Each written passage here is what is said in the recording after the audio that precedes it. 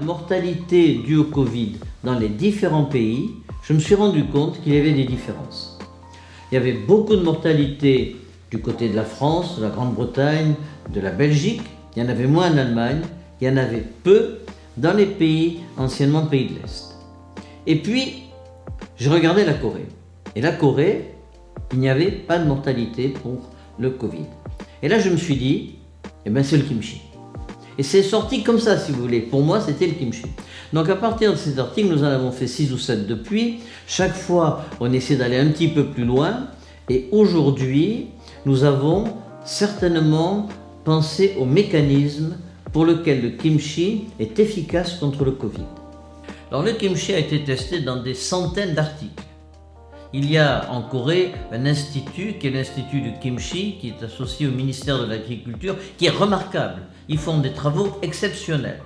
Et ils ont trouvé, par exemple, que lorsqu'on prend du kimchi qui n'est pas fermenté, par rapport à du kimchi fermenté depuis quelques jours, les bénéfices sur le diabète sont bien supérieurs avec le kimchi fermenté qu'avec le kimchi non fermenté.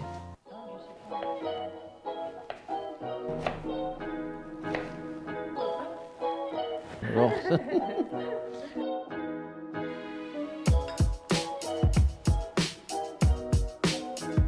kimchi made in Montpellier.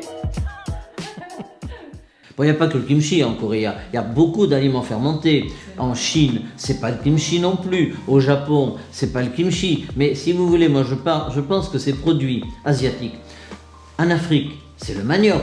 Donc si vous voulez, je pense qu'il faut que nous rétablissions notre alimentation pour qu'elle soit beaucoup plus comme avant. Et on réduira certainement le diabète, l'hypertension, l'obésité. Donc ce n'est pas simplement le Covid. Le Covid, c'est le marqueur infectieux, mais ce sera toutes les autres pathologies qui en bénéficieront.